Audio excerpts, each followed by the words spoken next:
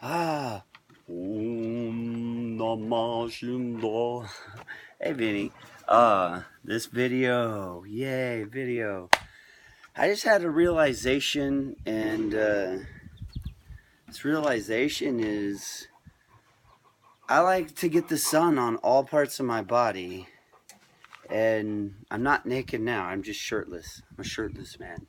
But I was, I'm out here in the middle of the heartland in Nebraska, the good life, and have space, and so I figured it'd be a great time to be able to yoga it up and just breathe in and allow the light to reach all the nooks and crannies within and without my body. And so I did that, and I had this realization because I felt totally comfortable with being naked and raw, and and I had this realization that if someone saw me, I wouldn't really care about me being naked in front of them, other than the fact that I might get in trouble for it, and I really just want to be naked. And I really feel like that maybe not everyone wants to be naked, but everyone wants to see people naked. I mean, and it's like it goes back to the original sin where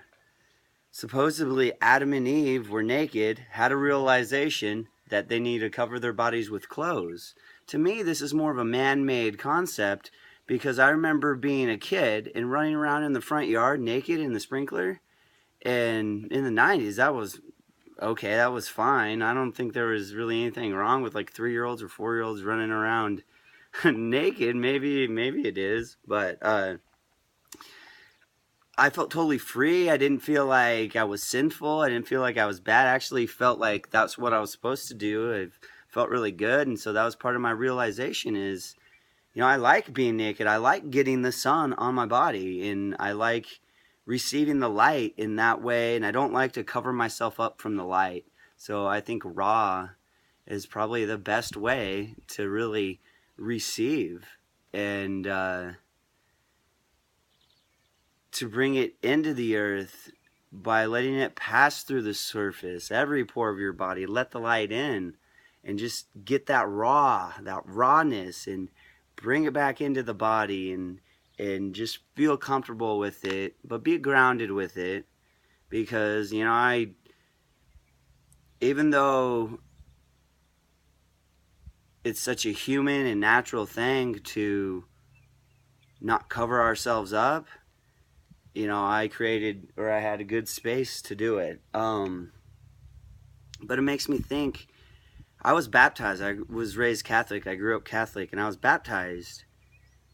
And I was told by the church that this is my original sin, that this is why I need to put clothes on. And to me, I was not born with that original sin. I know that for certain because I felt comfortable being naked as a young child. I felt comfortable being naked.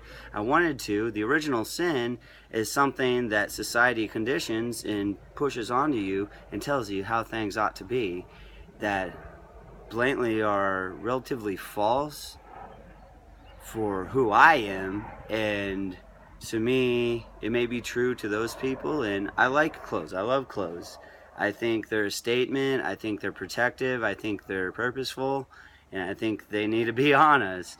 But with all honesty, it's okay to take them off, and if you have great space to do it, to get raw and to receive that light. And it's normal to do it, and there's nothing wrong with it, and there's no original sin other than the conditioning of society telling you that this is how it's supposed to be. And then religion comes along and says this is why it's like this, because we fucked up. Well, to me it's like it's like the previous generation giving the next generation their fuck ups. And I feel like my generation, and maybe I'm kind of a forerunner of my generation in this idea, but is to take the fuck ups of the previous generation and to clear them, get rid of them, and to not have any smidge of the old generation's disharmony, imbalances, things that don't work, because I'm ready to make things better in this world. And the person I start with is the man that I look at every day in the mirror, or the woman for some people. And I feel like that's really what we need to do first. People are always looking outside of themselves to solve the answers that are truly something to solve within. And you can have the outer world help you and to assist you, and that's what it's for. But in all, it's meant to work together. And one big thing is that people have not gone into their heart, taken a seat in their heart, sat there, breathed in a little bit, got raw with themselves, and just been honest, went inside, fixed the problems within, and then allow it to unfold without, and to find that love within themselves, and then figure it out. And I really feel like once you get the love within, instead of just sitting there and trying to get the love outside of yourself and to receive the Holy Spirit, because that works too. But I found that it's a lot smoother to be grounded within the heart of Mother Earth, because that is the truth we wear. We do wear the earth. To be grounded and take a seat inside ourselves and then receive the light. And maybe that's how you receive your soul, your light, is just by saying, I am the light of the light that I am, and I'm going to come back into myself. And you do that, and you start to see things change, and things look more real, things look more fun, things look more alive and more connected and more reality. And I think that's one of the funniest things, is that people think they know what reality is, and they don't understand that they live in such a synthetic world. And what I mean by synthetic is that we create these things that do not go along with the natural flow of the earth. And one great example that I love to tell people is our concept of time and how we create time. And a lot of people, the world does it linearly. It's not like a sundial as the way how we do it. We do it by, it's just a solid set time, but that's not the same time that the earth comes up and rises every day. It goes usually by 1 minute at a time, depending on where you're at on the earth. So if it's 6 o'clock and the sun gets up at 6 o'clock, tomorrow the sun's gonna get up at 6:45 or 6:01. The sun's gonna get up at 6:01. Then the next day the sun's gonna get up at 6:02, or the other way around. You know, depending on what season you're in. And I hope this makes sense. I don't know why it's so hard for me to explain, but it's like a sundial, because a sundial takes the light and creates the shadow depending on the time of day. The sundial is accurate with reality, but if you were to take a sundial and try to get it to how we linearize time every day, it's not accurate with what we think is accurate, because that's synthetic and it's false. And we get to the point where we think that we can change time, but that's just because of our fuck up, and we're trying to fix our fuck up. So we have daylight savings time because it got so out of whack that we have to readjust it twice a year. But that's just because we're not going with the natural flow of the earth. And I hope this makes sense. It's kind of hard to explain, and I don't know why, because it's a really simple concept.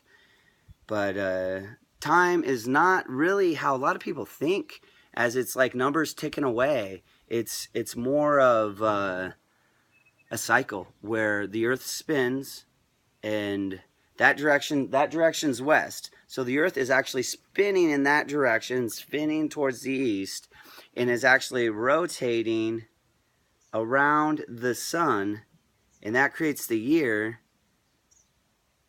I hope this is, I don't know why it's so hard to explain, but I feel like I kind of channel a message along with it, so maybe that's why as well. But I'm going to play a little bit of flute and just send some love to your guys' hearts and the earth that you wear.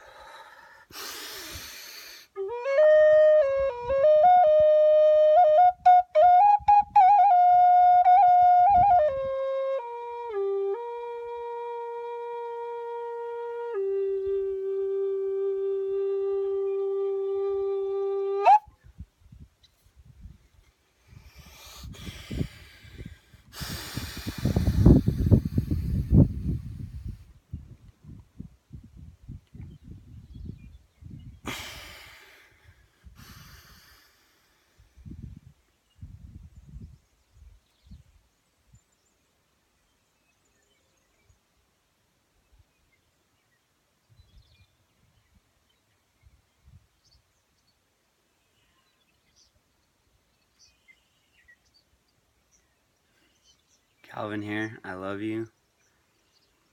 And to never worry unless you really want to, and that's okay. But that even in death, in all reality, there's a part of us that would be still magnetic light. And call it clear light, call it electricity, call it prana, call it chi, call it the Holy Spirit, whatever you want. It's just still magnetic light no matter what. And there's a part of that that flows through all of us and has our own uniqueness within it. And I love you.